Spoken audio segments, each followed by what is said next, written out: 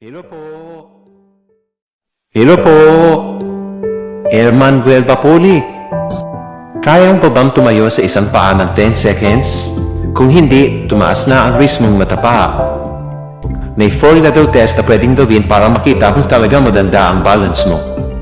Kunin mo si nanay o si tatay ngayon, sabay nating gawin. Ang level 1 ay yung tandem styles na ginawa natin last week. Heel to toe para kang nasa isang linya. Pero ngayon walang hahawakan na kahit na ano at gawin natin ng 10 seconds. I-try natin ulit.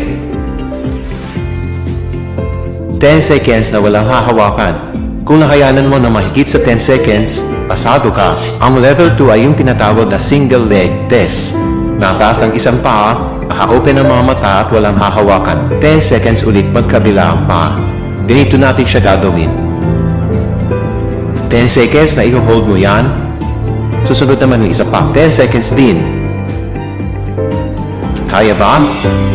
Ngayon naman, mag-level 3 po tayo. Ito yung tinatawag na single leg race with eyes closed. Katulad din nung sa level 2. Pero ngayon po, hasaraan ang mata. So mas challenging po itong balance test na ito ngayon. Dito, marami pong nahihirapan kasi ang mata, silent helper ng ating balance. So tumayo po kayo sa tabi ng dingding just in case na kailanganin po. So ganito natin siya gagawin. 10 seconds leg race with eyes closed.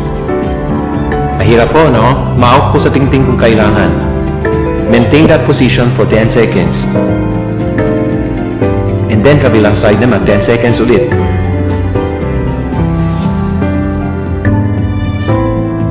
Medyo mahirap gawin po yung level 3, no? Now let's go to level 4. Ito naman yung tinatawag na weight shift. Nakatayo po tayo tapos ililipat yung timbang mo sa kabilang paa and then sa kabila and then sa harap at sa likod. So ganito po siya gagawin. Hold and then keep it for 5 seconds. And then sa kabila naman 5 seconds. Sa harap. Kaya ba? And then alright, nakapasa ba sa lahat ng mga balance test na ginawa natin ngayon? Ingat po palagi. God bless po.